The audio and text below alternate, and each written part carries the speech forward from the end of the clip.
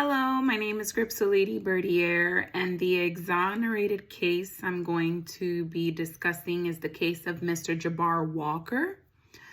Mr. Jabar Walker was exonerated after 25 years of wrongful conviction in a Manhattan double homicide. There is new evidence of Mr. Walker's innocence that has revealed to police from the notorious Dirty 30 precinct that pressured a witness to incriminate him. There was a joint investigation by the Innocence Project and the Manhattan District Attorney that revealed the new evidence that Mr. Walker was in fact innocent. Mr. Walker was convicted in the 1995 murder of Ismael de la Cruz and William Santana Guzman. This was investigated by the New York Police Department's 30th Precinct, who were also known as the Dirty 30 due to police corruption. It was said that due to police misconduct, the Mullen Commission formed an investigation that led to the arrest of the 30 police officers, the 33rd police officers, almost 1/6 of the New York Police Department, 30th Precinct back in the 1990s.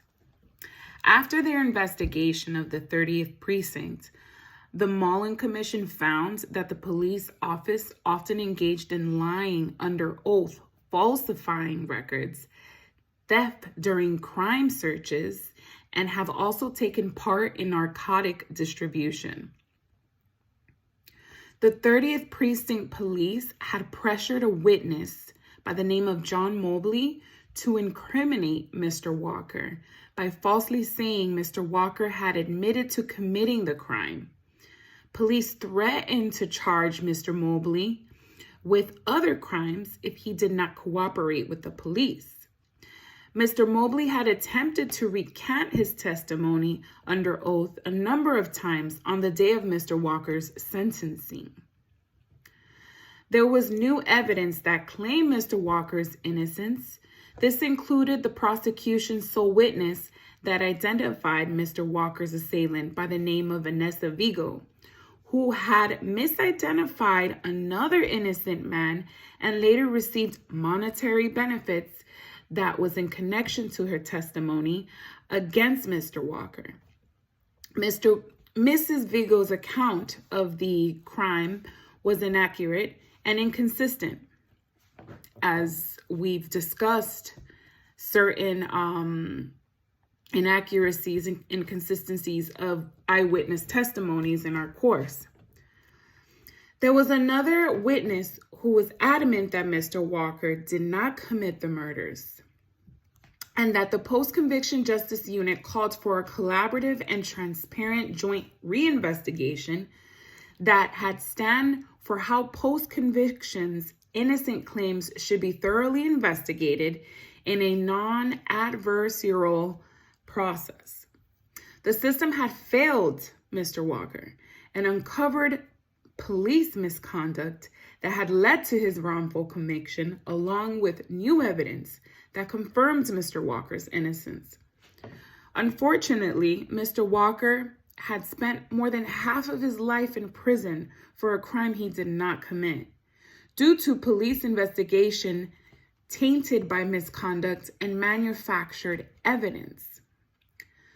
The double murder had gone unsolved for 2 years before there was a break in the case that arose in May of 1997. It later emerged that the man that was identified by Ms. Vigo in the homicide was in another state when the crime happened, confirming the inaccuracy of her testimony. Another thing that was mentioned, again, emphasizing the inaccuracy and inconsistency of an eyewitness's testimony. Because of Ms. Vigo's corroboration, the investigators saw the opportunity to close out the double homicide that was committed in 1995 and pin the crime on Mr. Walker that she had known from her neighborhood. Investigators then proceeded to show Ms. Vigo 2 Polaroids of Mr. Walker due to primary interest and not necessarily a suspect. There were additional false claims by Ms. Vigo, stating that Mr. Walker went by the street alias of Black or Snoop. That was later confirmed to be untrue, and Mr. Walker had never gone by that name. Ms. Vigo's statement had changed from the police initial written statement given to the police to the time of her grand jury testimony. Ms. Vigo did not know the color of the car the victims were shot in, but attested to the color being red in front of the grand jury. Ms. Vigo inadequately stated the bullet entry of the car during the crime, saying that the bullet went through the driver's seat, then later changed her story to match the crime scene, indicating that the bullet went through the passenger side. Ms. Vigo then also testified not receiving any consideration from her testimony, and the prosecutors had urged that Ms. Vigo had no motive behind identifying Mr. Walker, but as mentioned previously, Ms. Vigo received monetary benefits from the prosecutors that also include payments for her residence.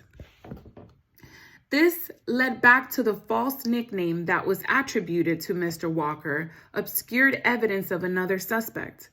Mr. Walker was not at the scene of the crime when it was being committed. The investigators did not reach out to Mr. Walker's alibi witness. Detectives falsely wrote in reports that Mr. Walker went by the name of Black.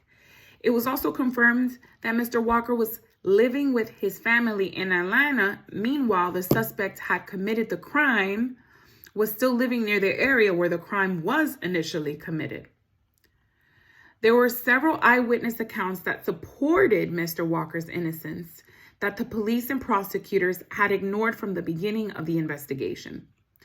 Another witness had been shown several photographs that included Mr. Walker's image and confirmed with police that Mr. Walker was not the assailant. Police did not document or disclose this defense. The witness later reconfirmed the Innocence Project that Mr. Walker did not commit the crime.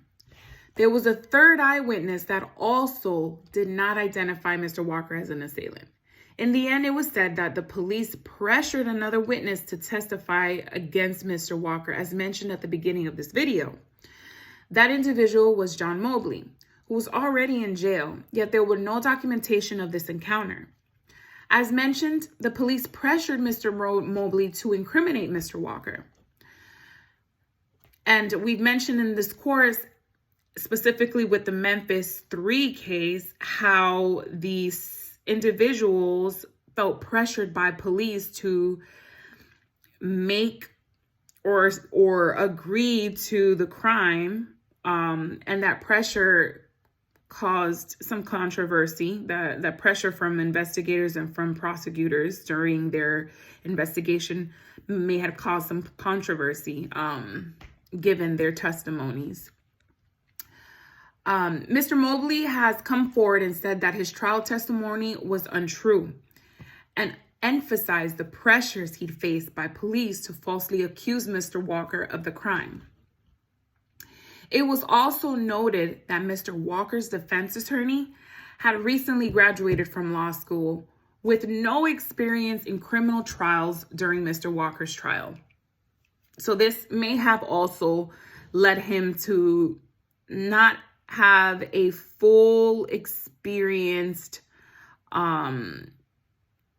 trial, like a full experienced fair trial, given the minimal knowledge Mr. Walker's defense attorney had. And in the end, one of the spokespersons by the name of Ms. Potkin states that Mr. Walker's experience is emblematic of how pushing the system is to a person who places their trust in it by refusing a plea and believing the process will be fair and that truth will matter and prevail during trial.